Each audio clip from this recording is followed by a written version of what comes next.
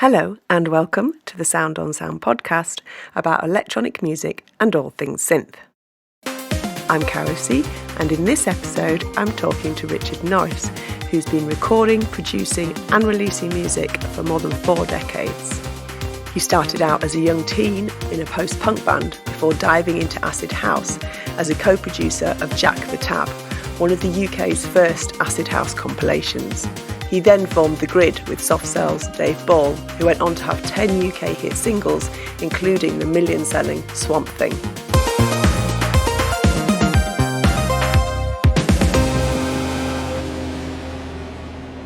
Richard's remixed hundreds of well-known artists, including Brian Eno, Pet Shop Boys, Warpaint, and has collaborated with the likes of Robert Fripp, Mark Almond, Joe Strummer, and even Sun Ra.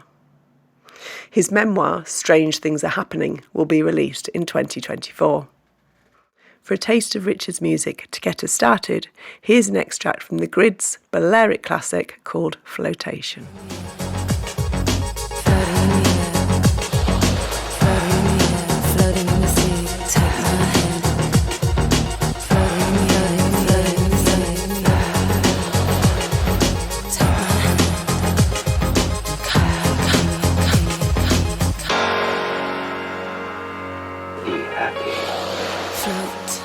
Float on.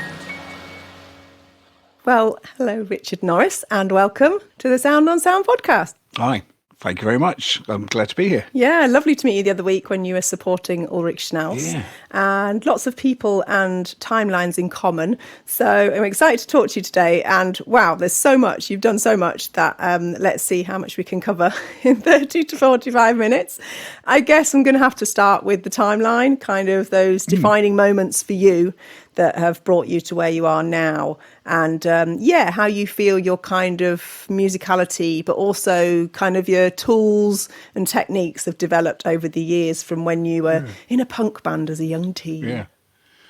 Yeah, I started really young. I think I was in a band when I was about 13, and it was a good time. Being sort of post-punk was a very good time to be quite young, and there was sort of there was a bit of a sort of system where people were helping out. If we were doing fanzines, we'd get people to, we got amazing people in my fanzine that I did, like we'd get interviews with like The Clash or something, but we were like kids, and it's just amazing that we just thought, God, there was something, it was quite good to be the kids at that point. I think it's always good to be the kids, but it certainly seemed to be then. And I made this kind of record. It sounds a bit like the Buzzcocks or the Undertones when I was about 13. It was by the Instant Vickers, and we just I kind of saved up the money, borrowed some money off my dad, and then me and my dad went up to Rough Trade. This was about 1979, 1980, and they bought most of them over the counter and gave us money out of the till, and it was just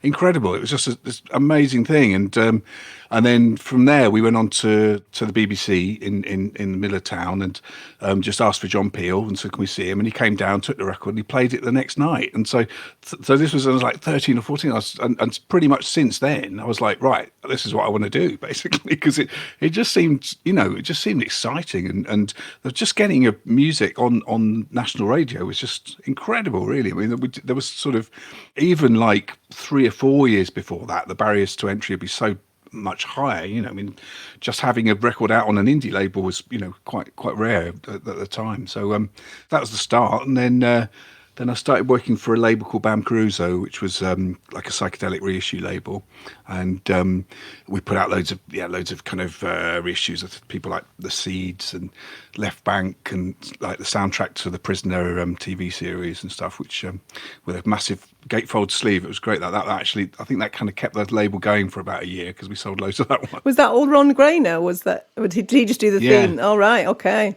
The Doctor Who composer. Yeah, and loads of little incidental music, and we put a map and a book in it and all this stuff. So so that was sort of mid-80s. And then I was also we also at Bam Caruso we edited a magazine called Strange Things Are Happening, and from that I kind of started talking to lots of different people and doing interviews with loads of bands, and one of the people that I interviewed was Genesis Peorage out of Psychic TV, And he said, "Have you heard about this thing called acid house?" And I was like, "Well," and like I hadn't. There had been house records in the charts. I mean, Love Can't Turn Around and Jack Your Body had been chart records, but I hadn't heard about acid house. But I loved the idea of just like a psychedelic dance music. I thought this was, it sounds great. And so I went to interview him, and he liked Abam Caruso records, and he was kind of like the sort of psychedelic ethos, and he said, "Right, let's go and make a record next weekend."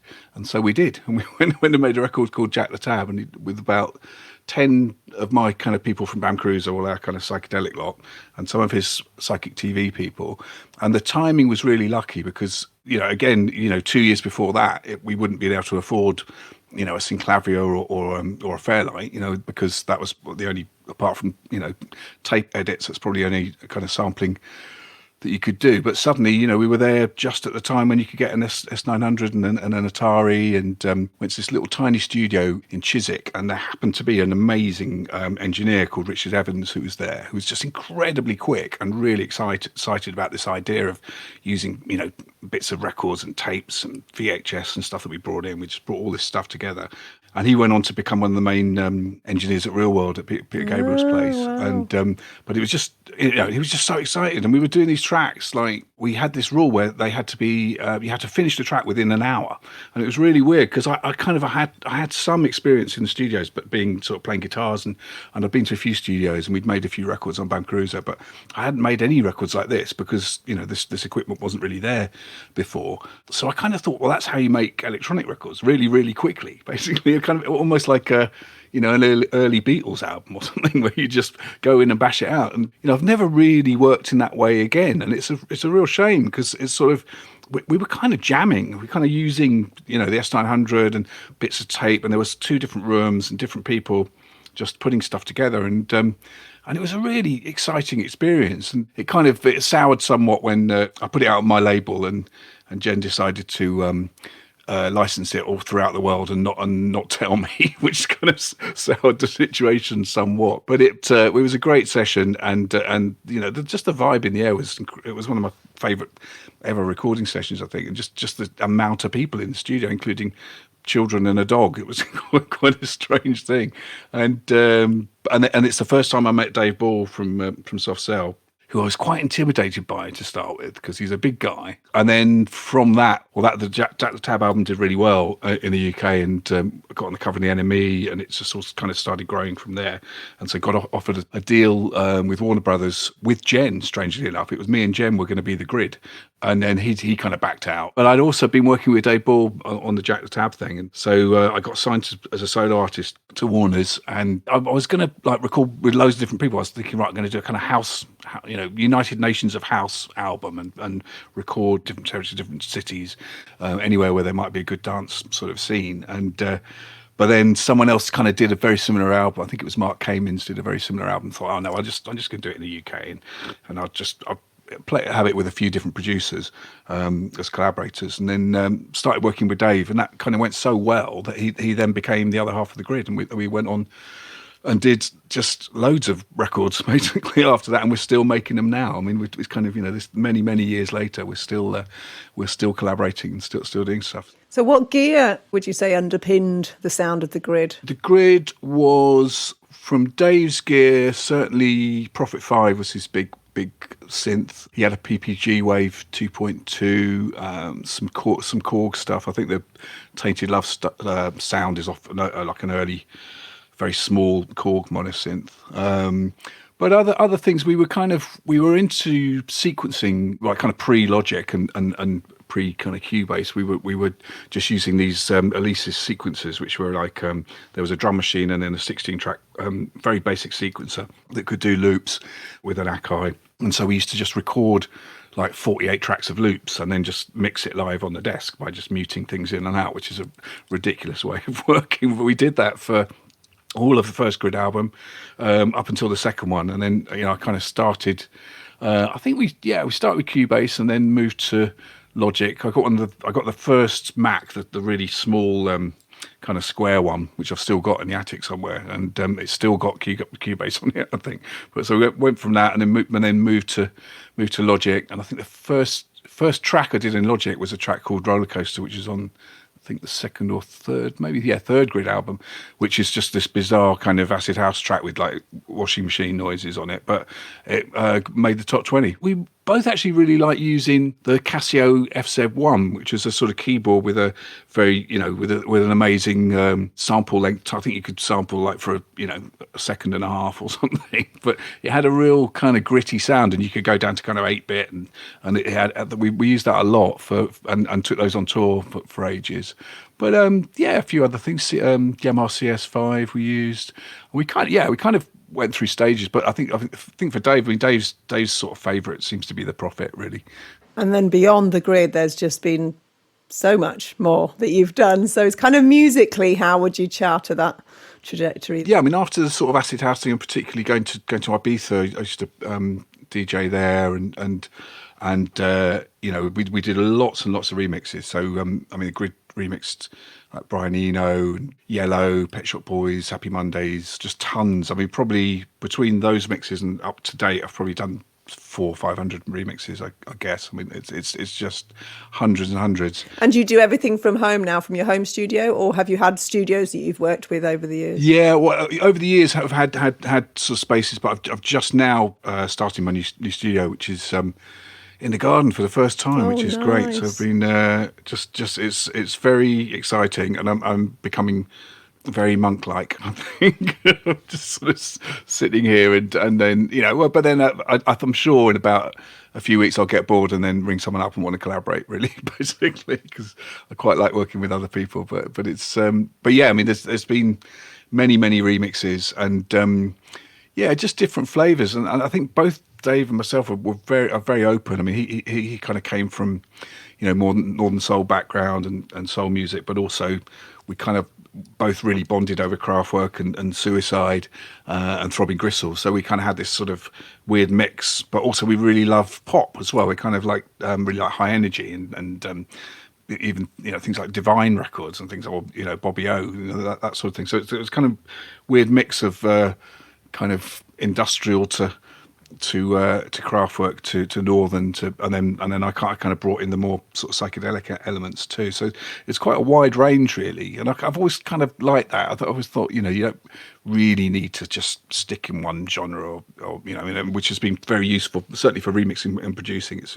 you've got to be fairly open-minded, because or else you're just going to do the same thing. So I think I've the range of music I've done over the years, and including right up to today. I mean, the last few records I put out have been like a droney ambient record. I've got a banging sort of electronic album that I'm writing at the moment, mainly using iPad plugins, strangely enough, which is great, and it's really quick. I love that way of working.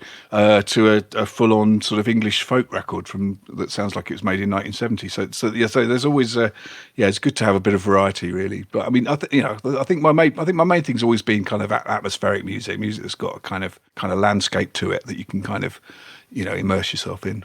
So there must be something in you that wants to cover those bases, because a lot of us do specialise or focus on a certain style, but there must be something in you that wants to touch all those bases and cover them. Yeah, it's partly a kind of desire to collaborate with more different people, and because I always find when you collaborate, you always learn something new, because it's just whoever comes in has got to have a different outlook and different techniques and things that they really like. So I kind of think possibly that kind of and I've just always had a very, very broad taste in music. I've always kind of liked a lot of different music, and I kind of think probably coming from the sort of acid and Balearic thing. I mean, that was a real mishmash of styles and bringing lots of things together on the dance floor, which probably didn't always work. Some of them were too poppy. Yeah, I've always kind of I don't think I could just make techno forever. I think I'd have to do other different things. But it's quite nice in a way, because I kind of get like really focused on one thing. So like for the last 2 or 3 years, I haven't really made any kind of beat records. It's been just ambient and drone, and really kind of looking into the world of Eliane Radigue and Pauline Oliveros and the whole kind of deep listening concept, and just really immersing myself in that, and just spending a lot of time making ambient records, starting in the morning, listening to like an hour long Eliane Radigue track, while meditating, which is a strange phenomenon. I found that I'd been meditating for years, and then started to listen to kind of drone music as I was meditating, and then I sort of stopped doing the mantra and realised that the drone, just listening to the drone, was actually stronger than the meditation. So I kind of, that made me really look at what Pauline Oliveros has studied. That idea of really deep listening, or really kind of quite focused listening, and listening to the from the smallest thing to the furthest away bit of the cosmos. And I just love that idea, and that really took me places. And it's really getting back to the fact that we are frequency, and listening, like Evelyn Glennie talks about, how we don't just listen with our ears. Like once you start to really embody your experience, which is what meditation is about, isn't it? Not just being in rehashing the past or rehearsing the future. And once you really sink into that, that's when music and sound becomes something else, doesn't it? I mean, I certainly found that with the music for healing stuff that I've been doing. I mean, that was kind of, I was living on Portobello Road in Ladbroke Grove in London, and it was just chaos around us. It was just like this mad cafe downstairs where there was all kind of threats and drugs and knives and just horrible stuff going on. And it was quite scary. And I mean, all our female next door neighbours all moved out, and we were kind of left with this kind of mad stuff going on. So I kind of decided to just create a safe space at home and create some very, very, very chilled out music, just purely for my own sanity more than anything else. And it seemed to work. I mean, it was kind of just around the time I was starting to really listen to things like particularly the Eliane Radigue Trilogie de l'Amour, which is a very long track. I think it's like an hour long or something, and very little happens, but when it does, when you get focused in on it, the small changes become enormous. And so I just started making that music. And it was a bit before lockdown, and then as lockdown kind of happened, I thought, well, this will help other people. So I started releasing them on Bandcamp. I did it in the first lockdown. I put one out every week and just gave all the profit to Mind, the mental health charity, and it just seemed to work. People just started to write to me saying, this has helped with all kinds of things. I mean, just sort of low-level anxiety and stress is the kind of main one, but people have said it's helped them with bereavement.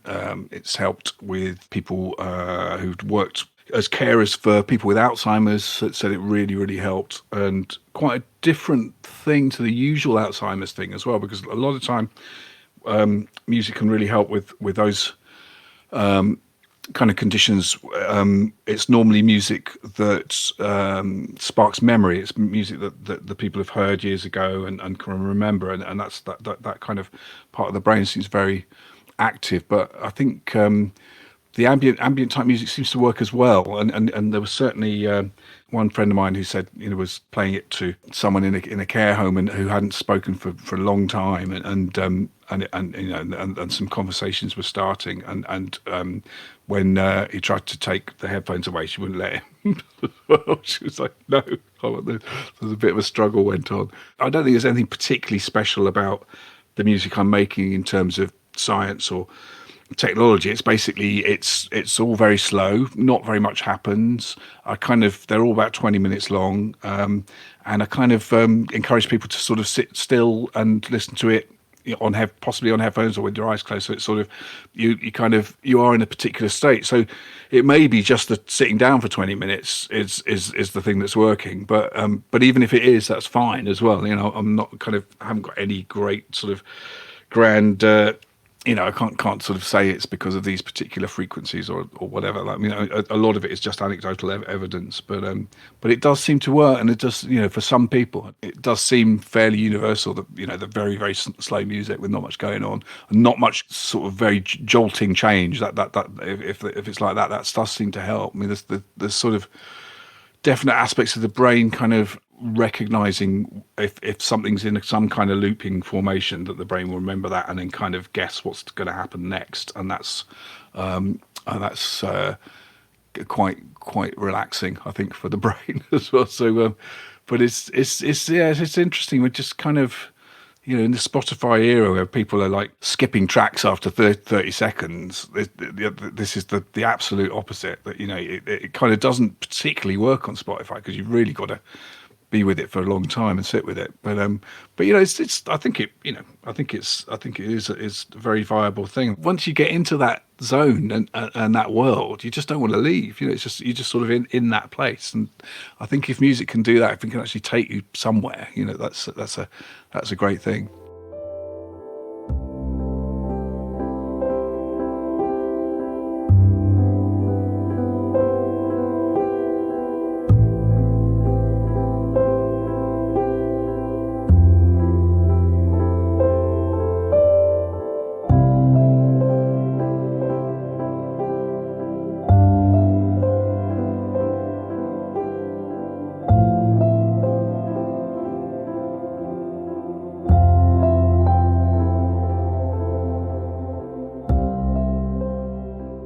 And in terms of the tools, then the sounds that you'll be using for let's say the music feeling, the totally ambient stuff that you've been focusing on, is that different than the tools your go-to tools, if you like, for the more dancey stuff? I've got quite a small setup. I mean, I think I use most stuff for most music. I mean, if it's electronic. So I've got some things like the Eventide space pedal I'll use a lot, and I've got that kind of plumbed into my into Logic, so it just comes out as an in-out thing, which I really like. I've got that as a plug-in, but actually having the hardware and putting the hardware through the system is greatly preferable. That's an amazing piece of kit because it's a very musical reverb. I mean, it really changes. You know, you can, if you put different keyboards through it, it's almost like you've got another new keyboard because it's got all these harmonies and trails and stuff that it does on it. I've always liked Eventide's hardware. I mean, since the probably H3000 upwards, I suppose, the multi-effects units. They seem to be very musician focused. There's something they encourage you to play, I think, which is great. So yes, I use that, but I've got most of the Roland kit really. Mainly I've got what I'm sitting here with a Juno 60 and a 101 and an 808 and a 909 and a Mini Moog, and I use the Matrix 1000 quite a lot with it because I've got a controller for it, and that's really great. And that's a definite tip for anyone that's looking for a very good Oberheim for cheap, because you can buy the Matrix 1000. It's just a rack unit with 1,000 presets in it, which is all right, but you can get that for a few hundred quid. But if you get the controller that goes with it, which is called, hold on a sec, I can't see from here, but there's a controller that works with it, which is a few hundred quid, and then suddenly you've got an amazing Oberheim synth because the sounds are just really, really good quality. It's only mono, unfortunately, but it's really great. We always used to do the trick in the grid to create pads, recording it twice and having them just one of them slightly detuned from the other one, and then you get this lovely width to it. And but the sounds are really lush anyway, so you can kind of get that. So it's got reminds me of sort of kind of mid-90s Depeche Mode albums. It's got that kind of vibe to nice. It. But lately I've been really getting into the iPad because there's just so many good noises on it. I mean, now you can have quite a reasonable size iPad and just using, you know, it doesn't have to be keyboard based. So you've got things where you can really use your fingers in a different way, you know, or even, you know, things like the Roly keyboard on the iPad's really nice, and you know, lots of kind of theremin-based stuff, lots of sequencer-based things, but they're all, they're very very immediate, very you know, I kind of like things like that. I kind of don't want to be diving through menus or anything. I want it to be just right, you know. That's why I love, you know, the Mini Moog or Mini Moog as we're meant to call it. But yeah, there's just because it's, you know, there's not much going on, but you kind of can use it, you know, very, very quickly. Yeah, I mean, the Moog stuff, the System 15 on the iPad, which I think was free for a while, is just incredible. I mean, it's because I've kind of worked on the bigger systems like the System 55, which I just absolutely love, and just to have it as an iPad is plug-in. It's incredible. It's also, when using the bigger, we did a whole Moog record. There was a Moog sound library where they transported loads and loads of equipment to Guildford University of Surrey, and the Grid was the first artist to use it. Lots and lots of different people used it, and there's just this insane amount of equipment with this big System 55 5U system, and about sort of 18 Mooga Fugas and so all his kit and racks of stuff. So it's very daunting when you've never used one of these big machines that looks like a kind of telephone kiosk, basically. And you're kind of like, oh, what do we plug into where and stuff. So it's great having the iPad because you can kind of work out at your leisure what goes where. It's really, you can just virtually plug in everything to everything else. So I think that's great. I haven't looked, and I'm sure there's bound to be some really great modular stuff on the iPad as well, because I think that's, again, that can be a massive kind of can of worms to get into. And I kind of went down that rabbit hole a little bit, but I just didn't end up making tunes. It was always like, I made sort of noises and beats and atmospheres, and that was kind of all right, and I just didn't, I don't know, I like melody and I like texture, but I kind of want it to end up being something that isn't just something that you could just sat listening to for an hour and suddenly you haven't made a tune for 3 weeks. And also you've got no money in the bank either. That seems to be the thing for modular. I probably will kind of dip in a little bit again, but I just, yeah, I mean, because there are so many amazing things you can get. Brilliant. So yeah, you've worked with so many different people. I wonder if there's any projects or collaborations, remixes that come to mind as kind of, really interesting or amazing learning opportunities for you. Yeah, I think that we really kind of hit our stride with the grid on the second album, which was 456. We'd signed to Virgin, and we got this new manager called David Enthoven, who was this incredible guy. He was a real sort of 60s Chelsea guy a bit. He had there was a bit of the old Austin Powers about him, and I think there was definite rumour that he was one of the people that they that was the inspiration for the manager in Spinal Tap. But I think a number of managers have claimed that, but I don't think David claimed it. But I did hear that as well. But he'd managed all these incredible people. He'd managed T-Rex and King Crimson and Roxy and ELP, and he was the E out of EG Records, the Eno's label. And so he started managing us when we signed to Virgin, and he rang me up one day and said, "I've got to manage you. I've just heard your album, and it reminds me of Roxy Music's first album, so I have to manage you." Like, it was just fantastic guy, and but he, because of course, knew all these people. So we were lucky. We kind of got a bit of budget, and so we just started collaborating, every day pretty much. And just so we had Robert Fripp with some great sessions with Fripp in East Coast Studios in West London, where he came in loaded up with just two massive racks of Eventide and TC Electronic type equipment, and some of the delays he had were like, I think they were like 72 seconds long or something. He'd have these kind of customized things. So he'd play some mad sound and it would come back like a minute and a bit later. And so he just kind of created these amazing soundscapes, and it was very. It was quite a nerve-wracking thing because he's obviously, he's a very, high quality technician and a bit stern, and we thought, oh God, how are we going to work? Because we were, we come from, pure art school DIY, so it's post-punk, so it wasn't really, we're not kind of soloists. So it was a thinking, oh God, this isn't going to work at all. But we just got into it straight away, because he obviously comes from being a crafty guitarist, but also comes from a very spiritual background, and also and art school. So that approach.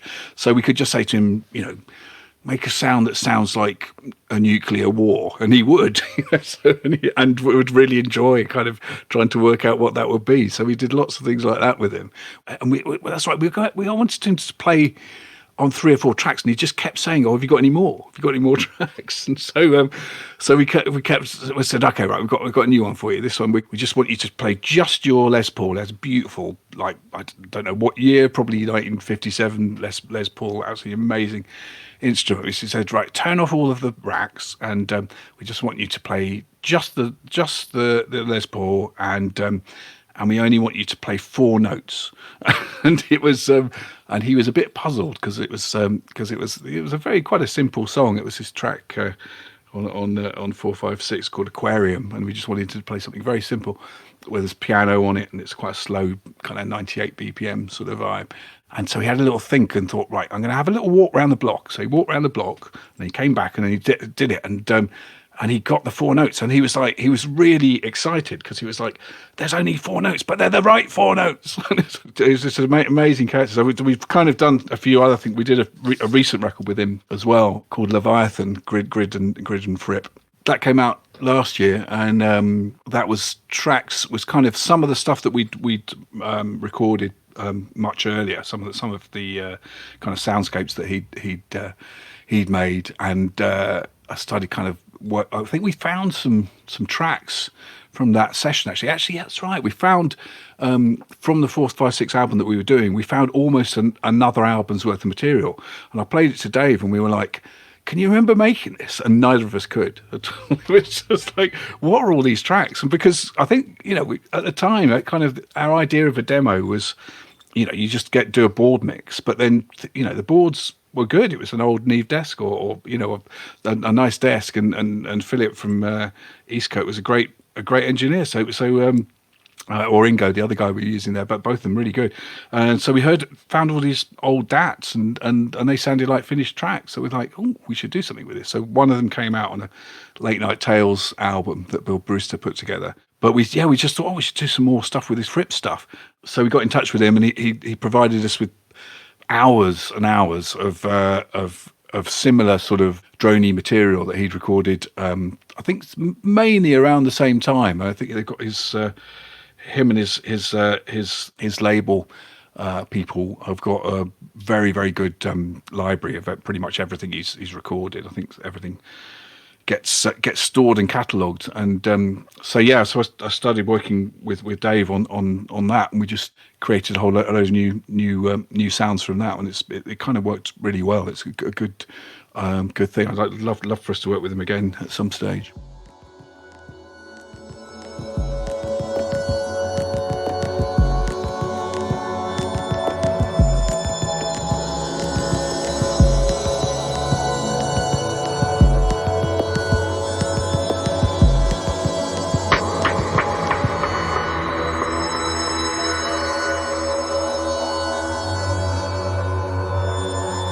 Fantastic.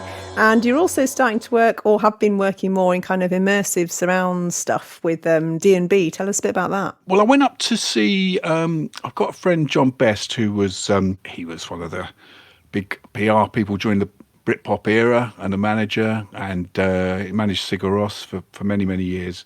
And he's living in Stroud, which is just by where D&B's UK operation is. And they've put in this Isambard Kingdom Brunel railway kind of shed there. They've built this kind of gig room with a D&B surround system. Soundscape is their immersive thing. So it's 20 speakers around the room.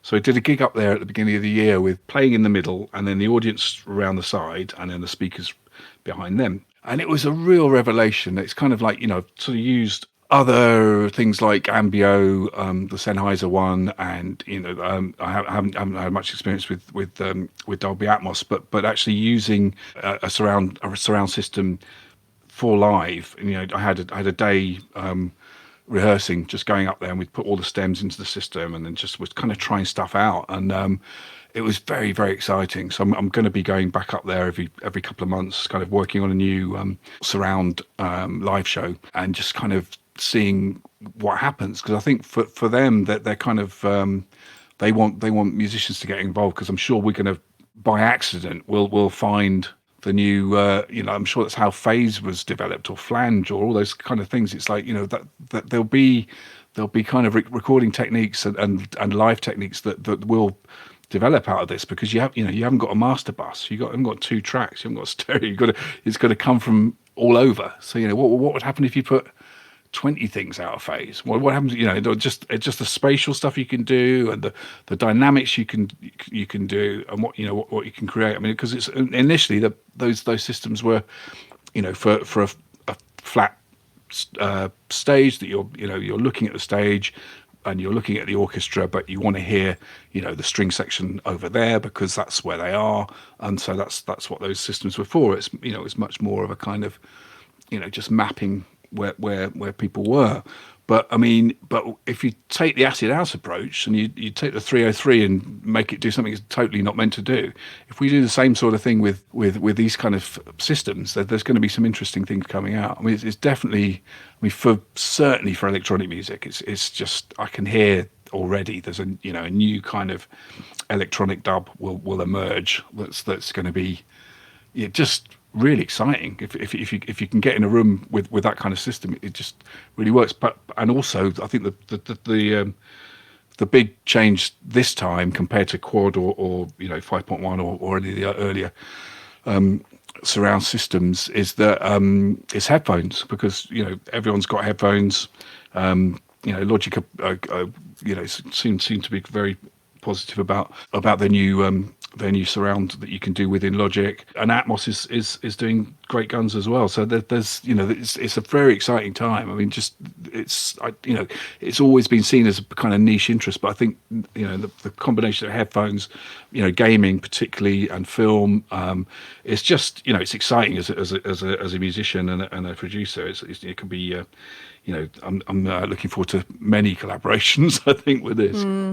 Yeah, fantastic. Any other sort of exciting future directions that you're quite hungry to explore? I'm mainly coming back to beats at the moment. I did an album which was much more like a kind of German kind of cosmic album with a little Korg, something 55. I think some little tiny little drum machine that has a few kind of little drum fills that sound very mechanical, a bit like Cabaret Voltaire, Nag Nag Nag, or something like that. Those kind of it sounds right. And I just did a very kind of hypnotic sort of German influenced record with that. But now I'm coming back to a very full on dance record, which is very melodic. It's very much in the spirit of the things that I've been doing with the Grid. But it's very just the immediacy of using iPads and using iPad sequences, and just the quality's pretty good. I mean, I am kind of cheating a bit. I'm adding kind of Mini Moog and other bits and pieces, and particularly the Geno 60 I've always been fond of. I'd love the kind of very kind of basic arpeggios on it and sequences you can do. So, but the kind of combination of that. But so that's really I'm really focused on doing that at the moment. But there's various other things in the pipeline. There's a couple of drone projects, loads of remixes, and a book. I'm writing a book as well, so there's lots going on. Yes, on top of everything else, you're a writer, so you just happened to write Paul Oakenfold's authorised biography, and you're also writing a memoir yourself. The Oakenfold one that was kind of weird. It was sort of a bit before. I mean, it's a really great time at the moment to do music books, because there seems to be a very kind of interested and engaged audience for that kind of writing. And I think with Paul's one, it was a little bit early, but it was kind of, I just wanted to see if I could do it, because it's I used to write for the NME years ago and Select and various other magazines, but just the thought of writing 100,000 words was a bit daunting, and I had to do it in about 5 months as well, which included about 3 trips to go and see Paul in America and just get the whole thing together, because they wanted it out before Christmas, and so it was a real rush job. But so I think I've got slightly longer on my own book, luckily, so I don't have to hand in my homework till next March, I think. So. And tell us a bit about what you are writing. It's just about kind of experiences in music, really, just about people that I've collaborated with, and just sort of, it's interesting because it's sort of a lot of the anecdotal stuff I've got like reams of anecdotes that I could go on for days on just, and I frequently do, and people frequently tell me to shut up. But it's interesting that bit's kind of easy. It's kind of, I'm finding just in the actual process of writing, I'm kind of uncovering what the book's about, rather than thinking what it was about to start with. I'm kind of, so it's becoming more about the value of community and the value of collaboration, and what it means to be a musician for life. What that's, and what's important. I've just really found that things like did Top of the Pops 5 times, but the response to the Music for Healing records, which is like literally a few hundred people, but a lot of them have been writing in saying how much it's affected them. That's meant so much more to me than being on Top of the Pops, and it's just like it's really interesting to try. I'm really glad I've waited and haven't really written any kind of autobiographical things until a bit older, because it's I think even 5 years ago I don't think I could have written what I'm going to write now. But it's great. It's a really very cathartic thing to do. It's sort of you didn't think you find out things about yourself that you just didn't at all know were in there. Yeah, and you've got such a variety and the timeline as well of your experiences within the music industry that, I'm sure that will be ace. So, yeah, good luck with completing that and letting it unravel. And, good luck with all your continued adventures in music. Thanks a lot. Thank you for listening. And be sure to check out the show notes page for this episode, where you'll find further information along with web links and details of all the other episodes. And just before you go, let me point you to the soundonsound.com/podcast website page, where you can explore what's playing on our other channels.